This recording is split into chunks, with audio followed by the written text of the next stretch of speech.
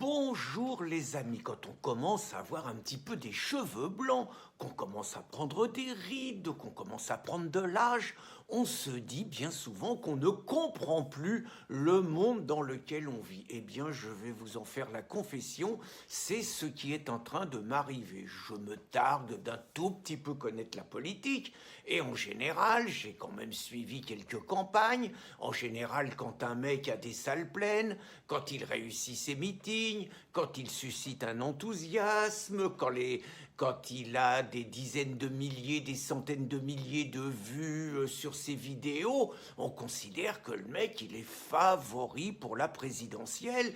Et quand ceux en face ratent tous leurs meetings, qu'ils ont personne, qu'ils n'intéressent pas grand monde, qui ne suscitent aucune passion, bah on considère qu'ils vont dégager vite fait et qu'ils vont même pas faire la deuxième mi-temps. Et ben maintenant, en 2022, c'est plus du tout comme ça que ça se passe, du moins si j'en crois les sondages.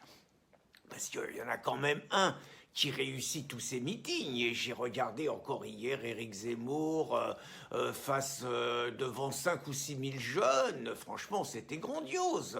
Des interventions, les mecs excellents, Nicolas Baer, Rivière, Marine, Collard en duplex, Guillaume Pelletier, toujours aussi exceptionnel, le gamin, la Stanislas, super, et puis Éric, prodigieux sur le fond, sur le ton, sur le contact avec la salle. Enfin, vous voyez ça, très franchement, vous vous dites qu'il va tout arracher. Et le problème avec Éric, et on a vu ça au Trocadéro, c'est que plus il réussit ses meetings, plus il a des gens qui regardent ses vidéos. Hier, 80 000 en direct, 250 000 ce matin, et ben plus Eric il fait des scores, et plus il se casse la gueule dans les sondages. Alors là, c'est là que je comprends rien, vous voyez.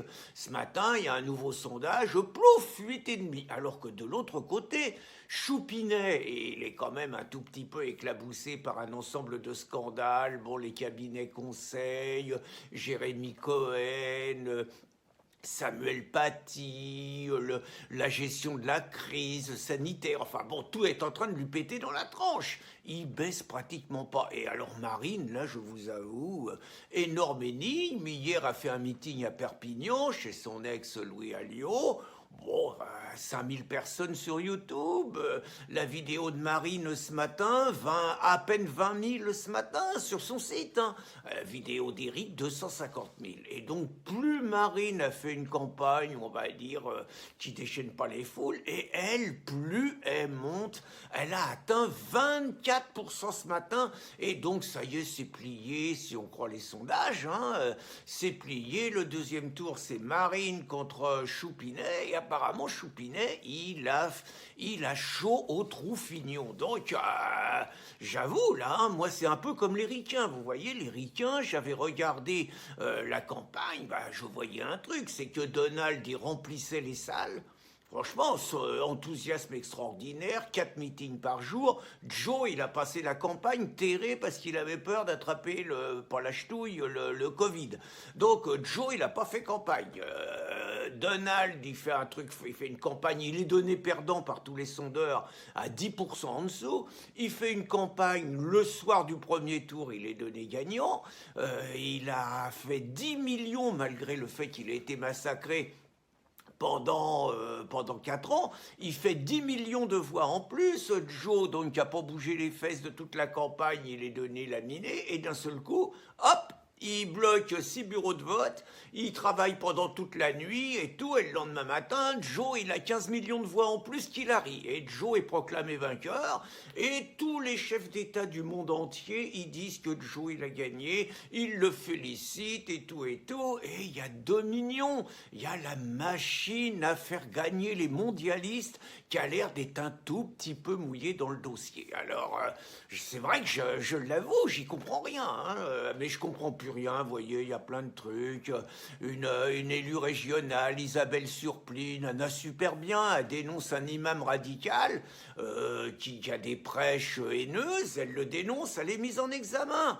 Regardez Jérémy Cohen, son avocat Patrick Klünman, pourtant un juif, eh ben, il avoue qu'il a essayé d'étouffer le dossier pour pas que ça profite à l'extrême droite. Mila, j'y comprends rien, c'est la nana qui est la plus menacée de mort en France, et elle apprend que le Tchétchène qui la menace de mort, il est en liberté, elle comprend rien. Et puis, regardez Christine, elle va encore se prendre un procès parce qu'elle a osé s'étonner, sans citer le nom, que le garde du corps de Ris il puisse se retrouver, ça puisse être un musulman garde du corps d'un mec de Charlie Hebdo. Elle est étonnée, sans citer le nom, un procès.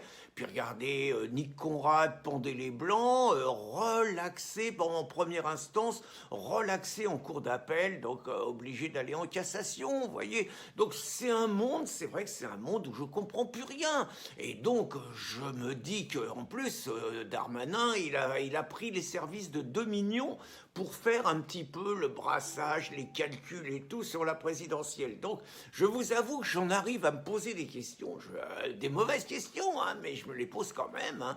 Donc, je sais que 60% des Français, comme Éric Zemmour, en ont marre de l'islam. 60 à 65% des Français, comme Éric Zemmour, considèrent qu'il y a un vrai problème d'immigration et que le grand remplacement, c'est pas seulement un fantasme d'extrême droite, mais que c'est quelque chose qui les inquiète.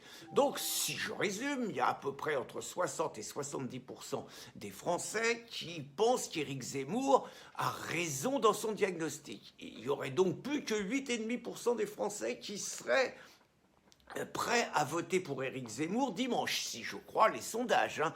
Et d'autre part, donc, ce verdict des gens qui ne veulent plus entendre parler d'immigration et d'islam, les deux plus collabos, ceux qui ont le plus, on va dire, les voix des musulmans, les voix des nouveaux venus, c'est Mélenchon 49% et c'est Choupinet 30%.